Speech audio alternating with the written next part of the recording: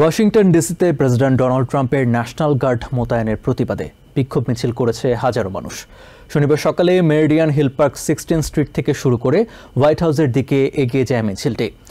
We are all DC শিরোনামে এই বিক্ষোভে ডাক দেয় ফ্রি ডিসি, ইউনাইট হিয়ার ও আকলুর মতো কয়েকটি মানবাধিকার সংগঠন। এতে যোগ দিয়ে বিক্ষোভকারীরা বলেন, প্রেসিডেন্ট ট্রাম্পের স্বেচ্ছাচারিতা থেকে ডিসিকে মুক্ত করতেই বিক্ষোভে অংশ নিয়েছেন তারা।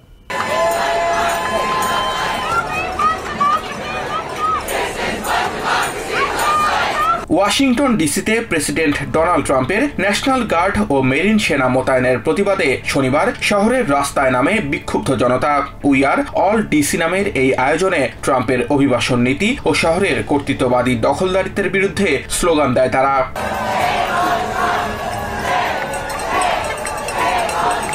We're a country who is in it together to protect our families and the well-being of all around us. গত মাসে অপরাধ কমানোর কথা বলে শহরে সেনা মোতায়েন করেন প্রেসিডেন্ট ট্রাম্প। তবে জাস্টিস ডিপার্টমেন্টের তথ্য বলছে 2024 সালে ওয়াশিংটনে সহিংস অপরাধের হার ছিল গত 30 বছরের মধ্যে সর্বনিম্ন। এই মোতায়েনকে অপ্রয়োজনীয় এবং জনগণের জন্য ভয়ের পরিবেশ তৈরির চেষ্টা বলে মনে করছেন বিক্ষোভকারীরা।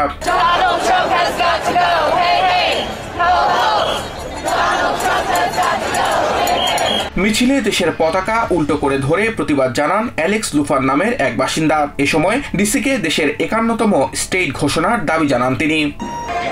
I'm here to protest the occupation of DC. We need a free DC. DC needs to be a state. Needs to be the 51st state here in the Union. সারা মিন্টস নামের এক স্কুল শিক্ষিকা জানান, তার শিক্ষার্থীরা ও তাদের পরিবার আইসের ভয়ে ঘর থেকে বের হতে পারছেন না। I'm a DC resident. I'm a DCPS teacher. Cheryl Aguilar নামের এই নাগরিক অধিকার কর্মী আশঙ্কা প্রকাশ করে বলেন, ডিসিতেই তাদের নাগরিক অধিকার ফিরিয়ে আনতে না পারলে সারা দেশেই এ ধরনের পদক্ষেপ নিতে পারেন Trump. We're here because we care about our families and what's happening in neighborhoods across this nation. We're social workers united for justice, and we're social workers united for mental health and health, for the well-being of all of our communities, and what we're seeing coming from DC. প্যালেস্টাইনের পতাকা বহন করে গাজা যুদ্ধ বন্ধের আহ্বানও জানান অনেক বিক্ষোভকারী।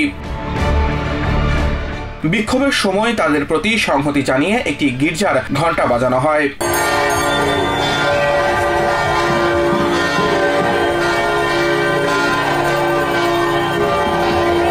এই সেনা মোতায়েনকে অসাংবিধানিক বলে ইতিমধ্যেই আদালতে মামলাও করেছেন ওয়াশিংটন ডিসির অ্যাটর্নি জেনারেল ব্রায়ান সোয়াব।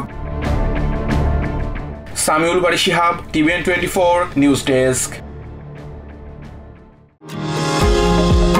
নিউ ইয়র্ক থেকে সম্প্রচারিত TVN 24 টেলিভিশন বিশ্বজুড়ে বাঙালির কণ্ঠস্বর।